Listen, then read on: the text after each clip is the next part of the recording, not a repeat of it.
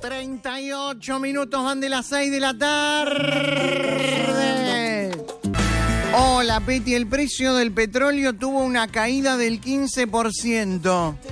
¿Nos van a bajar el combustible?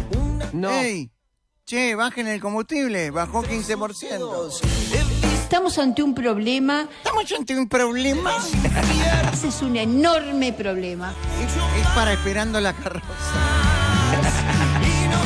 Peti, felicitaciones por esa mano empujón que tuvieron. Felicidades. Me emocionó, dice Patricia, nosotros también. Vamos todavía. Lo que es el destino, el empujón era otro y el destino quiso esto. Le dimos un empujón en la vida. ¿Nos vamos? ¿A dónde? Llega Malos Pensamientos. Operación Retorno, edición express. Si estás en el exterior, Al infinito y más allá. manda ya tu mensaje express al WhatsApp 091-077-075. ¿Pero para qué? Al primero lo llamamos. Al segundo también. ¿Dónde está? Al tercero, quizás. No se lo mereces. Al cuarto, vemos. No llamen más. Al quinto, que espere. Te voy a estar esperando. Operación Retorno, edición express. Más rápida, más sorprendente, más express.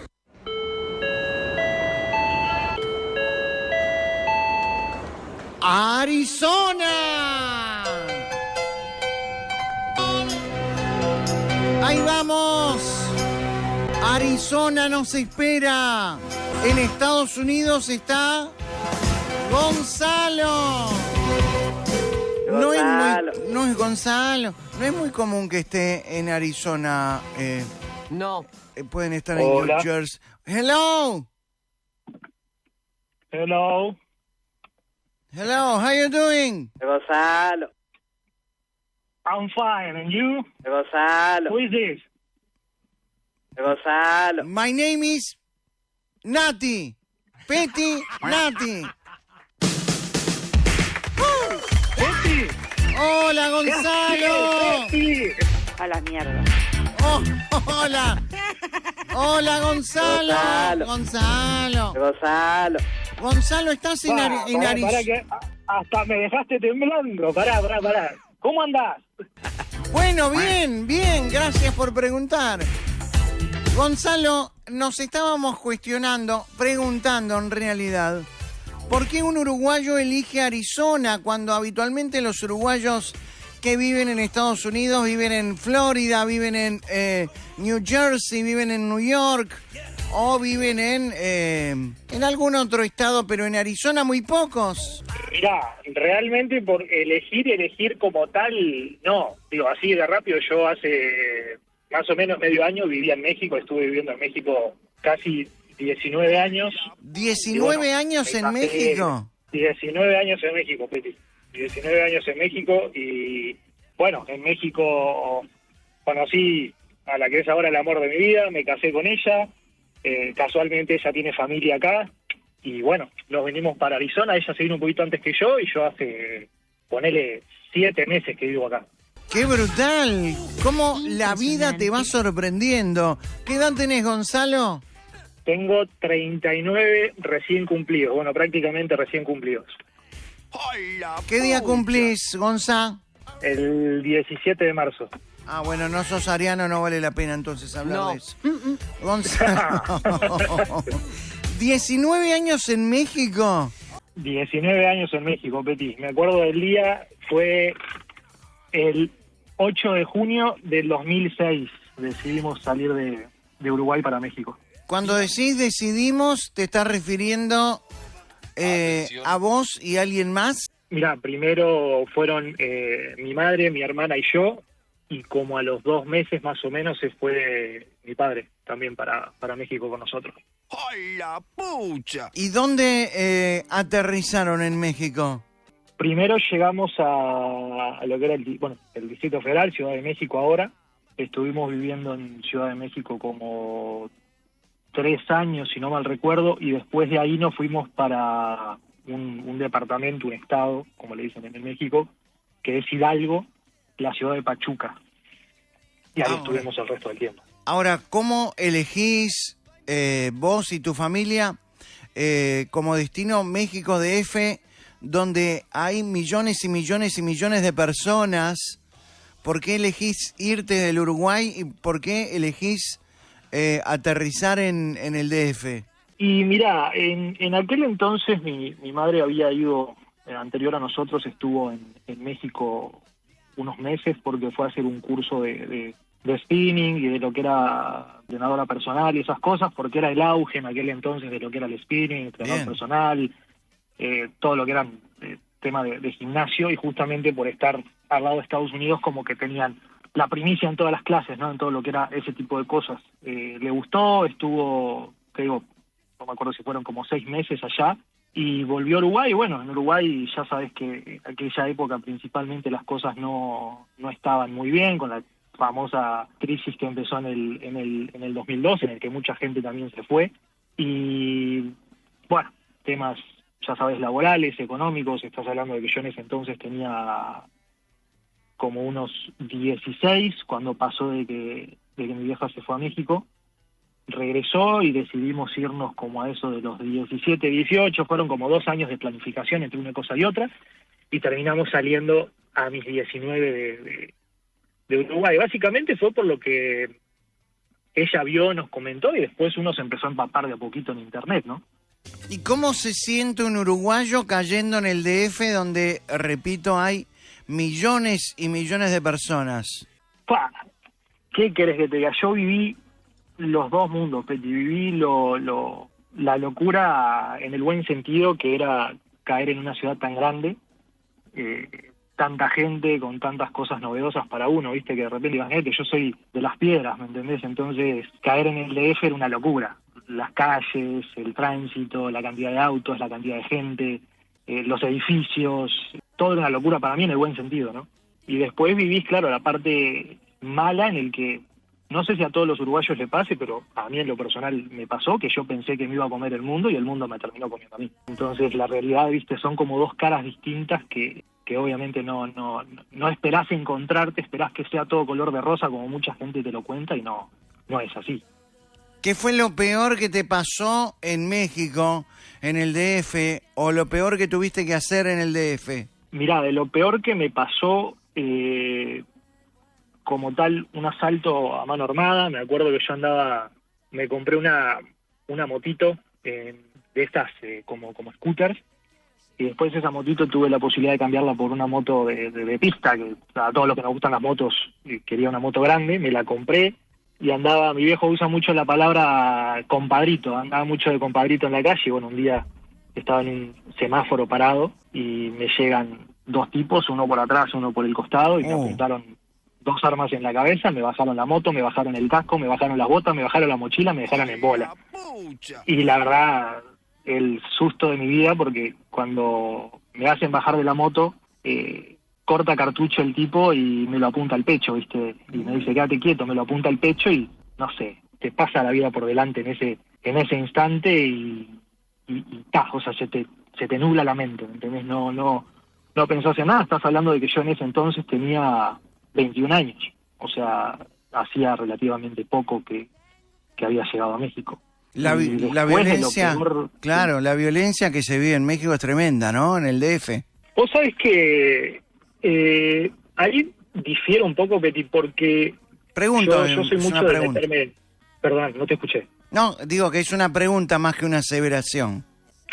Perdóname. Sí, yo no estoy tan de acuerdo con eso, porque en lo que sí pienso que es más el tema de la inseguridad en lugares, no sé, por ejemplo, lo que se habla mucho ahora de lo que es el tema de Jalisco, tal vez lo que es en Cancún, tal vez en algunas zonas como, no sé, Tijuana, Monterrey, como esas zonas fronterizas, viste, donde hay mucho tema de todo esto del tráfico y los cárteles y cosas por el estilo. Creo que es un poco más ahí. El tema del DF, yo qué sé, viste, yo soy de la idea que más la suerte que te toque, o sea, como que estar en el momento y en el lugar inapropiado. Si son más, digo, me permitís la palabra, son más estos malandritos que andan ahí en la vuelta, claro, que te roban lo primero que se les viene a la cabeza, ¿me entendés? Pero tanta inseguridad como tal no no creo. ¿viste? ¿Ibas a No, contar, no. perdón que te corte, ibas a contar alguna otra experiencia de esas peores? Por ejemplo, ¿cuál fue el peor trabajo que te tocó hacer en México? Bueno, a mí, por ejemplo, no digo el peor porque sería tal vez como menospreciar a la gente que se dedica a eso. A mí no me gusta mucho lo que es el tema de atención al cliente, ¿no? Yo no tengo paciencia con la gente y estuve trabajando un tiempo en un restaurante argentino justamente. Increíblemente, el restaurante argentino en México con dueño chileno y gerente mexicano. Bueno, el gerente... me trató de lo peor, literal gritaba delante de la gente, te ladraba, no sé, te pegaba un manazo para decirte que no agarraras el plato porque el cliente no quería que sacaras ese plato, y ese tipo de cositas, viste, ese tipo de tratos, como que yo no tengo mucha tolerancia con eso. Hay gente que dice que aguanta por necesidad, y yo qué sé, yo creo que ahí sí salí medio rebelde, porque yo ni por necesidad aguanto ese tipo de cosas, y bueno, tuve que mantenerme en el molde por un tiempito. Y pasaron 19... por eso te digo, no te puedo decir... Sí, no, te decía, pasaron 19 años, ¿y qué fue lo mejor que hiciste en México? Dos cosas que hice mejor, no te voy a dejar una. Una, lo que hice mejor fue, estudié para piloto, estuve trabajando, estuve ahorrando, estuve trasnochando, estuve estudiando en un rinconcito yo solo, y me recibí de piloto. Y la otra fue haber conocido a la persona con la que estoy hoy, mi esposa. Fueron las dos mejores cosas que pude hacer en esos 19 años de haber salido de México. Tu esposa es mexicana. Ella sí es mexicana. Bueno, ella dice que es mexicana. Ella en sí nació en Atlanta, Georgia, en Estados Unidos. Pero sus padres, su familia es mexicana. Ella se crió en México. Entonces, si vos le preguntás, ella te dice orgullosamente que es mexicana. Pero yo siempre la gasto y le digo que ella es gringa, ¿no? Tan gringa que hoy estás viviendo en Arizona.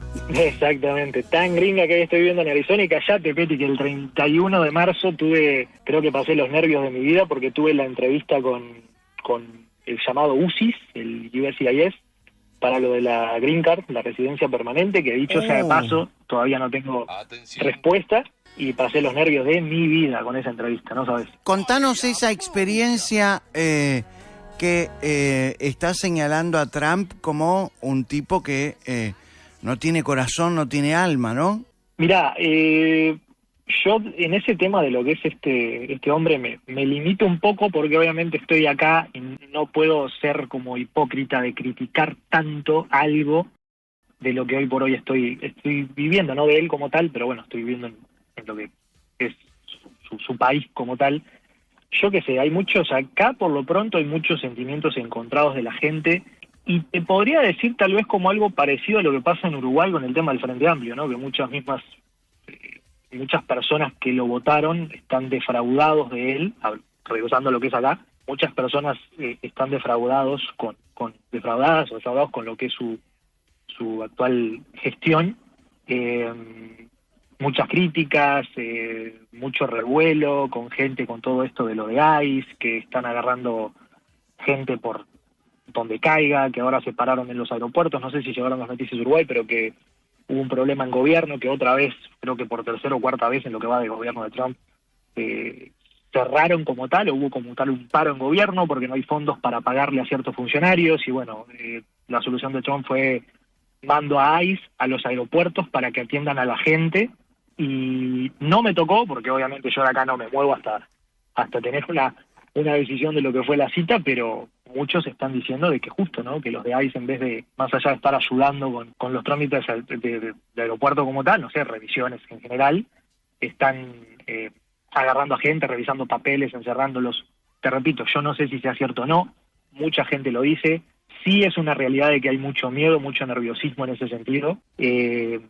A mi parecer, mal, porque acá hay muchísimo latino de todos los países, hondureños, guatemaltecos, ni que hablar, mexicanos, uruguayos, argentinos, y viste, yo qué sé, yo la gente que veo viene a laburar. Entonces, como que este señor catalogue a todos por parejo como que todos son criminales, Sí. y todos vienen justamente a delinquir o a hacer cosas malas, está mal, no es así. Pero, A pero propósito, bueno, obviamente uno qué va a opinar, ¿no?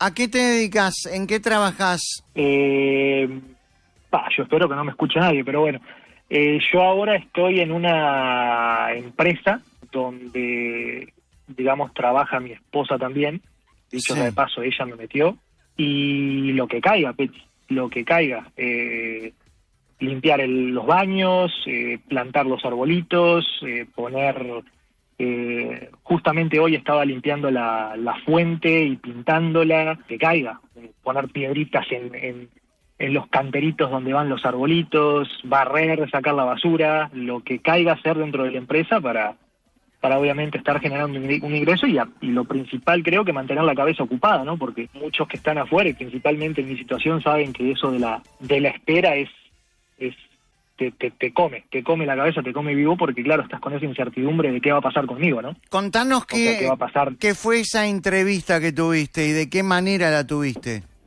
Mira, nosotros metimos los papeles en octubre del año pasado, octubre de 2025, convengamos que nos casamos el 1 de junio del 2023. Entonces, normalmente cuando ya tenés más de 2 años de casado, aplicás directamente para lo que es una residencia permanente. ¿Tá? Nosotros nos casamos afuera, nos casamos en México.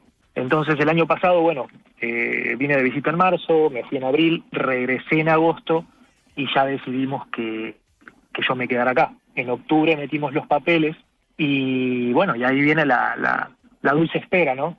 De que los reciban, que los acepten y ya después que te programen una cita como tal. Estuvo un poquito desordenado el asunto, ¿por qué? Porque se supone que vos metés los papeles, te mandan un acuse de recibido, los tienen y ya aplicás también para lo que es un permiso de trabajo. Yo apliqué para el permiso de trabajo y la residencia permanente, pero en orden cronológico, teóricamente, primero debería de llegar el permiso de trabajo y posterior a eso la cita para lo que es la residencia permanente. Conmigo fue al revés, el permiso de trabajo nunca me llegó, que dicho sea de paso en la página dice que sigue siendo revisado, que siguen trabajando en eso, y me llegó la cita para la Green Card. Bueno, en esa cita, igual muchos sabrán que normalmente te piden hacer una carpeta enorme, donde venga, bueno, no sé, partidas de nacimiento tuya, de tu esposa, partidas de matrimonio, pasaportes, no sé, por ejemplo, si tenés algún estudio, tus certificados de estudio, yo qué sé, estados de cuenta,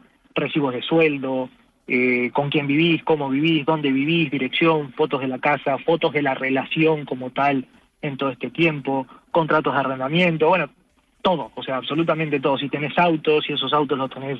Toda la a nombre información tuyo se la y de tu tenés esposa. que brindar toda la información. Así es, todo, absolutamente todo lo que tengas que te ligue como tal en cuanto a la relación, tenés que proporcionar absolutamente todo. Y bueno, nosotros estuvimos... Desde que nos enteramos, que creo que fue en febrero, como a mediados de febrero, que nos llega el aviso de que teníamos la cita programada, perdóname la palabra, pero el cagazo que me dio el día que vi eso en la aplicación no te lo puedo explicar, pero empezamos a preparar justamente la carpeta, porque dicho sea de paso nosotros teníamos una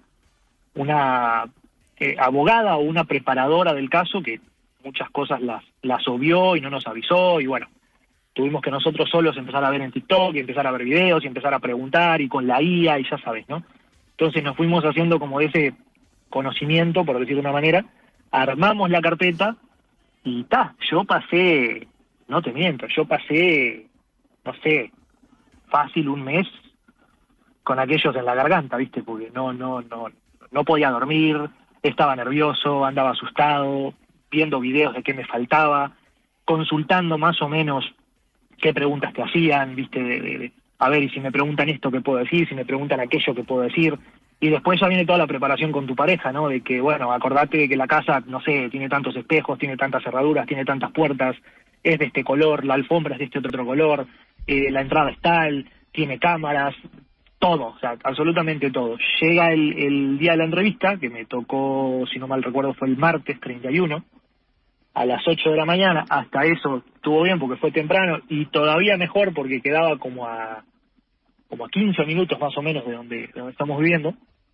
Y llegamos, dicho sea de paso, yo necesitaba un intérprete porque no hablo muy bien el inglés, entonces llevé a un conocido como intérprete y cuando vamos entrando, sale una de las oficiales de UCIS y dice mi nombre. Y bueno, me levanté yo creo que por inercia, porque me imagino que me puse de todos los colores, me levanto por inercia, vamos los tres, mi esposa, el intérprete y yo, y la mujer nos dice, primero voy a entrevistar a Gonzalo, y después vamos contigo. Uh. Entonces, ya más o menos teníamos la idea de que nos podían separar porque habíamos visto esos videos, ¿me entendés? Ujú. Entonces, bueno, nos hace pasar por un pasillo donde hay muchas puertitas, un silencio bárbaro, llegamos literal a la última oficina del edificio, silencio impresionante, nos sentamos, así como nos sentamos, se para ella, nos volvemos a parar, nos hace levantar la mano derecha, y bueno, ya sabés que juramos que vamos a decir la verdad y toda la verdad y bla, bla, bla. Terminamos de jurar, nos sentamos, se pone a escribir y ya me empieza a preguntar, bueno, tu fecha de nacimiento de tu esposa, cuándo se conocieron, dónde se conocieron, cómo se conocieron. Todas preguntas de como quien dice, de rutina y que de Sí. rigor tenés que saberte, ¿no? Obviamente, digo, si estás casado con la persona tenés que saber ese tipo de cosas. Bien. Y después empezó con preguntas un poco, a mi parecer, boludas, de que, no sé, A ver. lo que te había dicho antes, ¿no? Por ejemplo, ¿cuántos espejos tienen en la casa? Y ya empezás a sacar la cuenta, porque vos podés ir muy preparado, pero en el momento de la entrevista, con el susto que yo tenía, Claro. si me preguntaban 2 veces cómo me llamaba, no me acordaba. ¿Me entendés? Entonces, empecé a contar con los dedos cuántos espejos tenía, me dice, ok, ¿dónde están ubicados? Entonces ya le decía, uno acá, uno acá, uno acá, uno acá. ¿Cuántos baños tiene la casa? Y ya, tantos. Y no sé, ¿tienen cámaras de seguridad o cómo es el ingreso a la casa? No, ingreso normal. ¿Tiene clave, es electrónica? No, con llave normal. Ah, listo. ¿Y dejan la puerta abierta? Y sí, normalmente se queda abierta. Me dice, ¿salen y dejan la puerta abierta? Le digo, sí, normalmente salimos y dejamos la puerta abierta.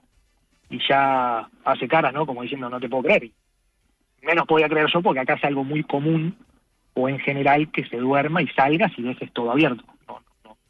No hay como ese tema jodido, complicado de la inseguridad, ¿me entendés? Ujú. Y después, no sé, por ejemplo, preguntó si teníamos cámara de seguridad, en dónde estaban ubicadas las cámaras. ¿Quién se acostaba primero a la hora de dormir? ¿Quién se levantaba primero en las mañanas? ¿Qué habíamos cenado la noche anterior de ir a la cita? ¿Cómo, bueno, lo que te dije, cómo nos habíamos conocido inicialmente? Entonces, de repente preguntas que te empiezan como a marear un poco, porque mi entrevista como tal duró como 1 hora, Te vuelven más o menos, loco. un poco más que la de ella, porque... ¿Cómo? Te vuelven loco.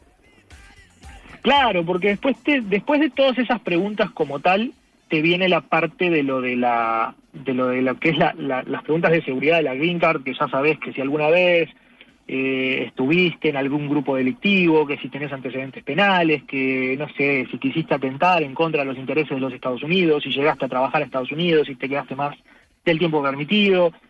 Y la pregunta del trabajo me la hizo como 5 veces más o menos de forma distinta, entonces claro, te la preguntan tantas veces y de forma distinta que ya empezás como a dudar, ¿no? Como decir, me quedé en algún momento y no me di cuenta, ¿será que ahora me agarraron de que estoy trabajando ahí en la vuelta? ¿Me entendés? Ese tipo de cositas que obviamente uno no debe errarle o no debe meter la pata porque todo lo sabe. ¿Cuánto Entonces, tiempo todo opinado. vas a tener que esperar hasta que te den o no la aprobación?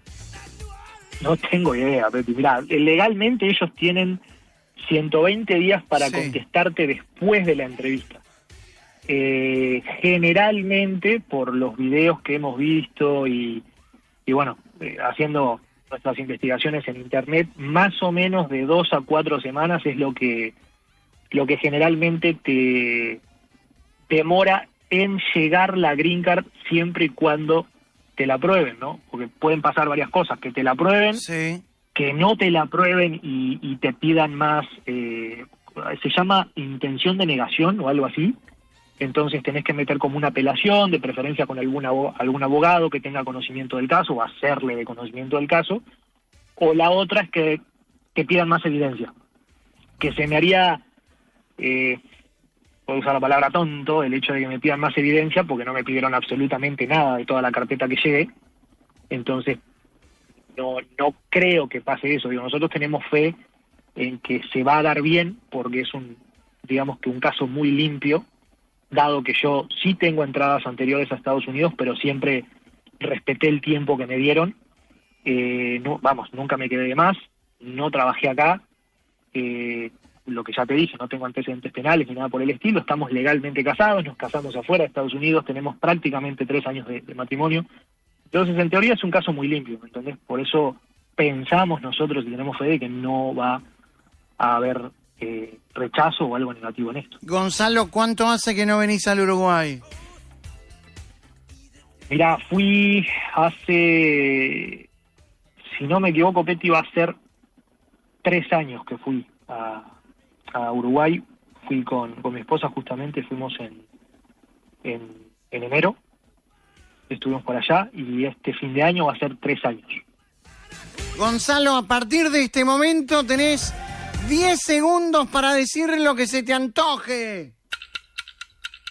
Lo que se me antoje, gracias, Peti, muchísimas gracias por llamarme, soy el loco más feliz. Gracias por llamarme, le mando un saludo a todo Uruguay y no dejen de volver al paisito, por favor. Qué malos Paisito. pensamientos, qué alegría Dijo paisito. lo pueda hacer, por loco de contento. Paisito. Tomado Pausa.